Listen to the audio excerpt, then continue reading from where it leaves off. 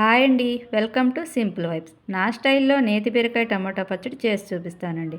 ముందుగా పచ్చిమిరకాయలు, టొమాటోలు, నేతి బీరకాయ ముందు బాండ్లు పెట్టుకొని కొద్దిగా ఆయిల్ వేసి ధనియాలు, జీలకర్ర, కట్ చేసిన పచ్చిమిరకాయలు కూడా వేసుకోండి.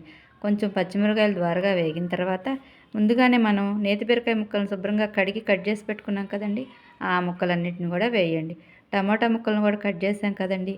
ఆ టమాటా ముక్కలను కూడా అందులో వేసి కొద్దిగా ఉప్పు, పసుపు, చింతపండు కొంచెం పెట్టి మూత పెట్టేయండి. మూత పెట్టి ఒక 20 నిమిషాలు ముక్కలన్నిటినీ సన్న మంట మీద మగ్గనిస్తేనండి 20 నిమిషాల తర్వాత మూత తీసి చూస్తే ముక్కలన్నీ చక్కగా మగ్గిపోయినాయండి. మరీ దగ్గరగా ఎగరపెట్టద్దండి, పచ్చడి కొంచెం టైట్గా వచ్చేస్తుంది.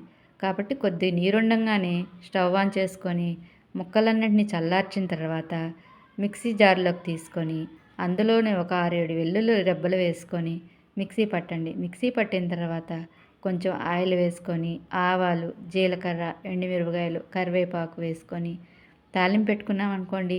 వేడివేడి అన్నంలో నెయ్యి వేసుకొని ఈ పచ్చడి వేసుకొని తింటేనండి చాలా రుచిగా ఉంటుందండి.